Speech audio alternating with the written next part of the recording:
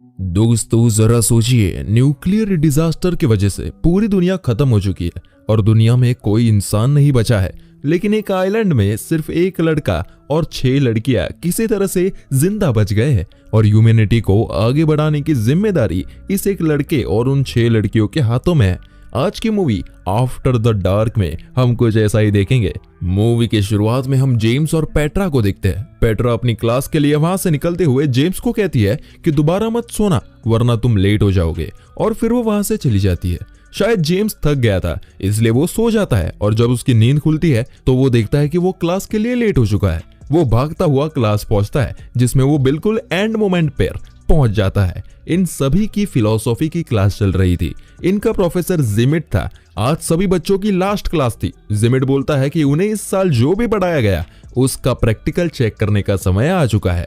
वो कहता है कि हम सभी लोग एक माइंड एक्सरसाइज करेंगे जिससे ये पता चलेगा कि आप लोगों ने जो पढ़ा है उसमें क्या सीखा है। स्टूडेंट्स अलग अलग सिचुएशन सजेस्ट करते हैं, जैसे समझ लो एक रेल की पटरी पर 5 लोग बंधे हुए हो और दूसरी पटरी पर एक आदमी बंधा हुआ हो, तो बेहतर है कि ट्रेन को एक आदमी की तरफ बढ़ा दिया जाए क्योंकि 5 लोगों के मरने से बेहतर है कि एक ही मरे।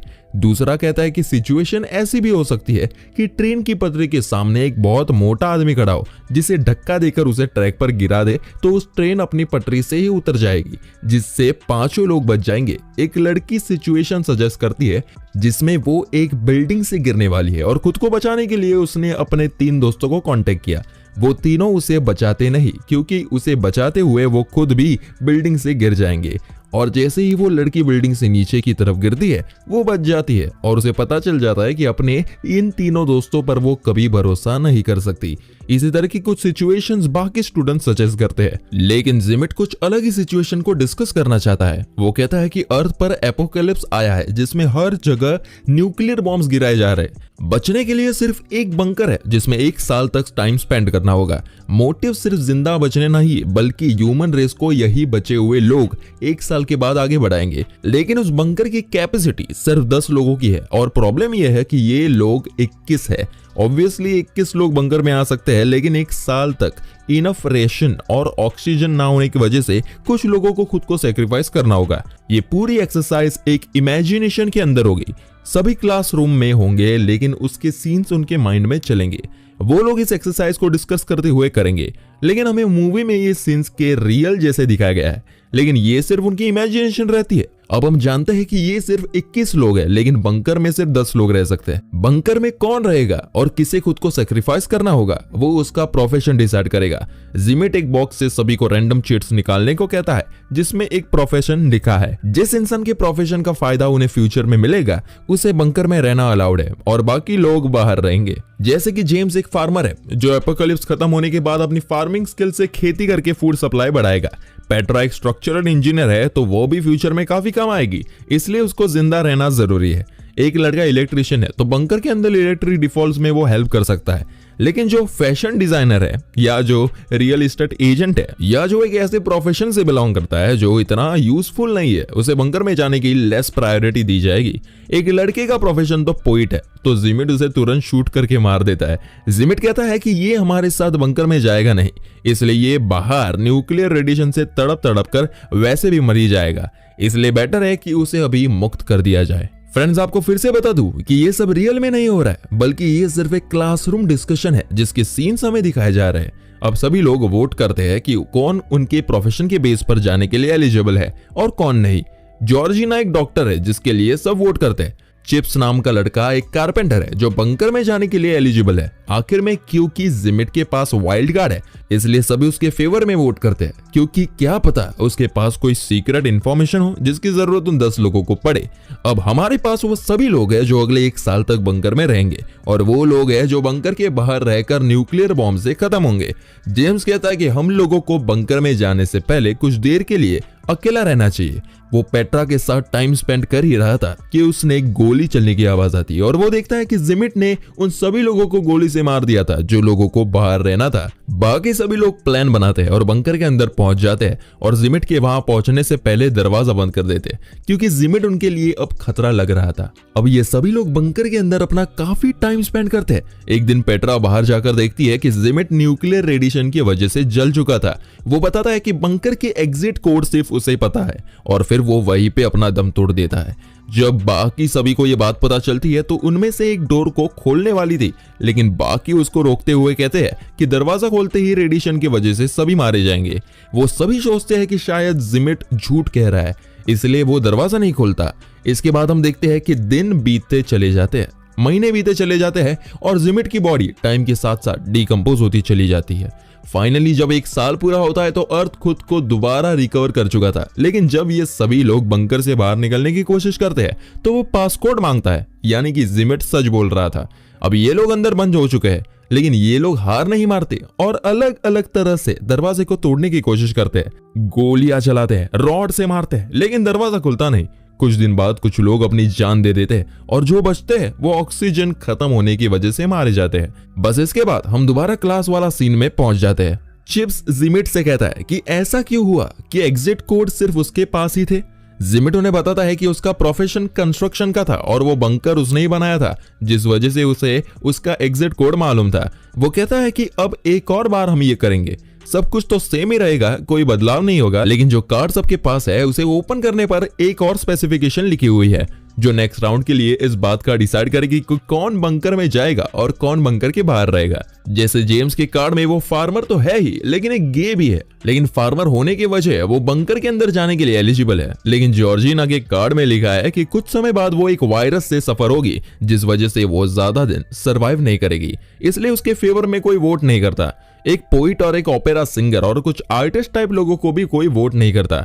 इसी तरह कुछ लोग जो पिछली बार बंकर के अंदर थे वो अब बाहर रहेंगे। अब हम दोबारा से सिचुएशन के अंदर थे जहां जिमिट दोबारा चालाकी से बंकर से गन लेकर अपने पास रख लेता है और दोबारा पोइट को शूट कर देता है। वो लोग 2 ग्रुप में डिवाइड हो जाते हैं, एक तरफ वो लोग जो बंकर के अंदर जाएंगे और दूसरी तरफ वो लोग जो बंकर के बाहर ही रहेंगे। जॉर्जिना जिमिट से कार की चाबी मांगती है और बाकी लोगों के साथ वहां से भागने की कोशिश करती है, लेकिन वो सब लोग न्यूक्लियर धमाके से मारे जाते हैं। जिमिट और बाकी सब बंकर के अंदर आ चुके थे। पेट्रा रात को देखती है कि जेम्स अपने बेड में नहीं है। जब वो उसे ढूंढते हुए जाती है तो वो देखती है कि जेम्स जैक नाम के लड़के के साथ इंटीमेट हो रहा था क्योंकि वो गे था। पेट्रा ये बात सभी लोगों को बताती है। जिमिट कहता है कि उन सभी लोगों को अब अपने पार्टनर्स चूज करने चाहिए जिससे वो लोग बच्चे पैदा कर सके। ह्यूमन स्पीसीज इससे ही आगे बढ़ेगी। सभी लोग इस पर एग्री होते हैं। सभी लड़कियां अपने पार्टनर्स चूज करते हैं, लेकिन पेट्रा अकेले रह जाती है तो उसे जिमिट को पार्टनर बनाने के लिए कहा जाता है। पेट्रा भी मान जाती है और जिमिट के साथ जाती है। जेम्स शॉक हो जाता है और उसे रोकने की कोशिश करता है, मगर खुद वो भी किसी और के साथ इंटीमेट हुआ था। ऐसे ही कई दिन बीत जाते हैं जब सभी अपने पार्टनर्स के साथ इंटीमेट होते हैं, लेकिन अब तक कोई प्रेग्नेंट नहीं हुआ। इसलिए जिमिट एक ऐसा पॉइंट रखता है जिससे सब हैरान और परेशान हो जाते हैं। वो कहता है कि अब हर लड़की हर लड़के के साथ इंटीमेट होगी ताकि कोई ना कोई प्रेग्नेंट हो जाए। वो कहता है कि ह्यूमन स्पीसीज को बचाना ही हमारी प्रायोरिटी है। इस बात से सब परेशान थे क्योंकि उन्हें अपने पार्टनर से लगाव था और वो नहीं चाहते कि उनका पार्टनर किसी और के साथ इंटीमेट हो। बोनी जो कि सिचुएशन में एक सोल्जर है और उसकी मेमोरी काफी शार्प है, वो जिमिट से कहती है कि वो और किसी के साथ इंटीमेट नहीं होगी और अगर उसने उसके साथ जबरदस्ती करने की कोशिश करी तो वो उसे जान से मार देगी। जिमिट इस बात को अपनी ईगो पर ले लेता है और गन लेकर सभी लोगों को रूम से बाहर निकालता है। वो बोनी पर गन तान देता है, लेकिन जैक जो कि अंदर ही छुपा हुआ था जिमिट से लड़ता है और इसी लड़ाई में वो जिमिट को घायल कर देता है। जिसके बाद जिमिट बाहर दरवाजे पर आकर खड़ा होता है। वो देखता है कि बंकर के बाहर आग लगी हुई थी, धमाके हो रखे थे। वो पासकोड डालता है और डोर ओपन करता है, जिससे अचानक धमाका हो जाता है और वो सभी लोग वही मर जाते हैं। और हम दोबारा पहुंच जाते हैं क्लासरूम में।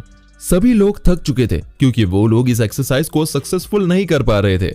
चिप्स कहता है कि हमें दोबारा ट्राई करना चाहिए, हम इससे बेहतर कर सकते हैं। तभी जेम्स जिमिट से कहता है कि जब उसने सभी लोगों को फर्स्ट टाइम कार्ड दिए थे तो उसने खासा क्यों था। जेम्स को कुछ गड़बड़ लगता है, इसलिए वो कार्ड्स वाले बॉक्स को चेक करता है तो उसे पता चलता है कि जिमिट ने उसके साथ चालाकी की और जानबूझकर उसे चालाकी से फार्मर और गे का कार्ड पकड़वाया। जिमिट जेम्स को पसंद नहीं करता और ये साबित करना चाहता था कि वो बेवकूफ है जिसमें बिल्कुल भी समझ नहीं है। जेम्स सभी को जिमिट की सच्चाई बताता है और कहता है कि जिमिट ने चीटिंग की है, इसलिए वो एक और राउंड करना चाहता है, लेकिन बाकी स्टूडेंट्स मना करते हैं। पेट्रा सबसे इंटेलिजेंट स्टूडेंट है क्लास की।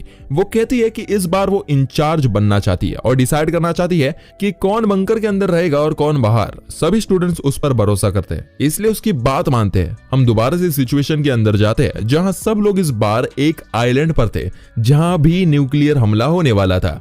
जिमिट दोबारा से गन्स को छुपा लेता है। हम देखते हैं कि पेट्रा जिमिट के पास जाती है और उसे हक करती है। इस बार पेट्रा पोइट को, ओपेरा सिंगर को, कार्ड खेलने वाले लड़के को, सभी उन लोगों को बंकर के अंदर भेजती है जिनके पास कोई टेक्निकल स्किल्स नहीं है। जिमिट उसके डिसीजन को गलत बताता है। जैसे पेट्रा ने एक फैशन डिजाइनर को बंकर के अंदर रखना चाहा क्योंकि फैशन डिजाइनर को कपड़ों की समझ होती है और सही कपड़े पहनने से सेल्फ एस्टीम बूस्ट होगा जिसका असर सिविलाइजेशन पर पड़ता है। उसने इस तरह के 10 लोगों का ग्रुप बनाया जिसमें जेम्स भी था लेकिन जिमिट नहीं था। पेट्रा ने खुद को भी बंकर से बाहर रखा। जिमिट बंकर के अंदर जाना चाहता है, इसलिए वो भड़क कर अपनी गन निकालने वाला था, लेकिन उसकी गन पेट्रा ने उसे हक करते हुए चोरी कर ली थी। वो पेट्रा से गन लेकर जेम्स को शूट करने वाला था कि जेम्स उस पर और बड़ी गन तान देता है और उसे जाने के लिए कहता है। जिमिट कहता है कि उन लोगों को पासकोड की जरूरत तो पड़ेगी जो सिर्फ मुझे पता है, लेकिन बोनी कहती है कि उसे पासकोड पता है क्योंकि पिछली बार जब जिमिट ने बाहर निकालने के लिए पासकोड डाला था तब बोनी ने उसे देख लिया था और शार्प मेमोरी की वजह से उसे याद भी था। ये सुनकर जिमिट वहां से चला जाता है। इसके बाद जेम्स पेट्रा को बंकर के अंदर आने कहता है, लेकिन पेट्रा नहीं मानती और कहती है कि यहाँ से थोड़ी दूर एक आइलैंड है, हम लोग बोट से वहां चले जाएंगे। लेकिन चिप्स पेट्रा को बोट की चाबी देने के बहाने अपने पास बुलाता है और उसे बंकर के अंदर भेजकर खुद को बाहर सेक्रीफाइस करता है। इधर ये सभी लोग बोट से निकल पड़ते हैं। पेट्रा और बाकी सब लोग इस बार अंदर काफी बढ़िया टाइम स्पेंड करते हैं क्योंकि इस बार वहां सब लोग आर्टिस्ट थे। वो लोग प्लेस पढ़ते हैं, पोइट अपनी पोइट्री सुनाता है, वो सब लोग काफी खुश थे और इसी तरह दिन बीत जाते हैं और 1 साल पूरा हो चुका था। लेकिन जब वो बाहर आते हैं तो देखते हैं कि सब कुछ वैसा ही था। बॉम्ब उनके आइलैंड पर गिरा ही नहीं। जिमिट कहता है कि वो सभी लोग इसके बाद भी जल्दी मारे जाएंगे क्योंकि उन लोगों के पास कोई ऐसे टेक्निकल स्किल्स है ही नहीं जिससे वो वहां से निकलने के लिए कुछ बना पाए और ना ही वो इस आइलैंड पर ज्यादा दिन सरवाइव कर पाएंगे। लेकिन पेट्रा इससे अलग सोचती है। वो कहते हैं कि मैंने लॉजिक से नहीं बल्कि अपने दिल से फैसला लिया था, ये सोचकर कि हम जितना समय जिंदा रहे उतना टाइम खुशी से तो रहे, हम लोग मौत को भी खुशी खुशी एक्सेप्ट कर लेंगे। सिचुएशन के अंदर हम देखते हैं कि उनके पास एक बॉम्ब गिरता है। जेम्स मौत को एक्सेप्ट करके उसका बटन दबाने ही वाला था कि गन लेकर जिमिट वहां पहुंचता है जिसके बाल काफी बढ़ चुके थे और जो अभी तक जिंदा था उसकी सिर्फ एक गोली बची थी जिससे वो जेम्स को मारने वाला था कि सभी लोग जेम्स को बचाने के लिए उसके आगे आ जाते हैं और बॉम्ब का बटन दबा देते हैं जिससे वहां धमाका हो जाता है। इधर चिप्स अपने साइड की सिचुएशन बताता हुआ कहता है कि वो लोग बोट से दूसरे आइलैंड में पहुंच चुके थे जिसके बाद बचे हुए लड़कों के किसी ना किसी तरह मौत हो गई और वो अकेला 6 लड़कियों के साथ बचा था।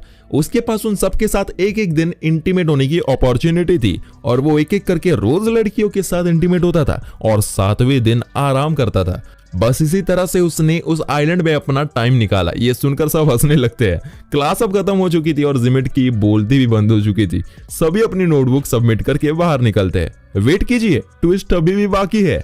हम देखते हैं कि पेट्रा सबके जाने के बाद जिमिट के पास आती है और हमें यहाँ पता चलता है कि पेट्रा का अफेयर जिमिट के साथ चल रहा था। इसलिए जिमिट को जेम्स से जलन होती है क्योंकि पेट्रा जेम्स से प्यार करती है।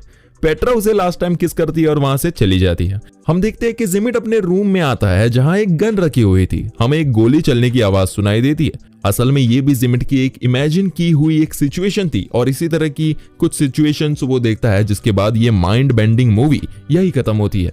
कमेंट करके बताइए आपको ये मूवी कैसी लगी और इस तरह की बेहतरीन एक्सप्लेनेशन देखने के लिए हमारे चैनल को सब्सक्राइब जरूर करें।